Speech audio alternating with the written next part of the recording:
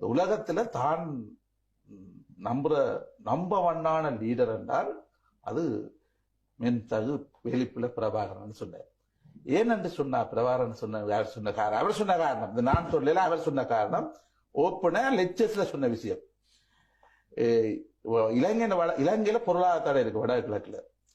அங்க பசல போவாது, எரிபொருள் போவாது, இயந்திரம் கொண்டு போயிடாது, இயந்திர உபகரணங்களுக்கு எல்லாத்துக்கும் தடை இருக்குது. ஆனால் தென்பகுதியில எல்லாத்துக்கும் இறக்குமதியில எல்லாத்துக்கும் சர்வசாதாரணமா இருக்கலாம். கடந்த வாரம் அந்த நிகழ்ச்சி நடந்த வாரம் 99ஆம் ஆண்டு நினைக்கிறேன். கடந்த வாரம் வவுனியாவில் ராணுவ கட்டுப்பாடு புலிகண்ட கட்டுப்பாடு இருந்து 20 லொரிகள்ல கருவாடும் அரிசியும் வவுனியாவுக்கு வந்ததென்றால் இப்படி ஒரு பொருளாதார சூழ்நிலையிலே ஒரு யுத்தத்தை செய்து கொண்டு என்னென்று இந்த எக்கானமியை கட்டி எழுப்பினார்கள் என்று தரிசிலே இன்றைக்கு இருக்கிற பொருளாதாரத்துக்கு உதாரணம் சொல்றேன். இன்றைக்கு நாங்கள் இந்த கிரைசிஸ்ல இதை பயன்படுத்தி இந்த பொருளாதாரத்தை நாங்கள் வடிவா எங்களுடைய வடகிழக்குல கட்டி எழுப்பலாம்.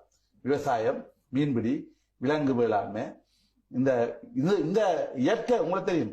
இந்த இன்றைக்கு இருக்கிறது இயற்கை வளமாக்கல பயன்படுத்த சொல்லி இன்றைக்கு தடை போடினோம். அன்றைக்கு நாங்கள் இந்த யுத்த காலத்துல இயற்கை வளமாக்கில என்னென்ன செயற்கை வளமாக்கில உழவு விளைச்சல் வேண்டதோ அதுக்கு இடத்தால நாங்க விளைவிச்சாங்க.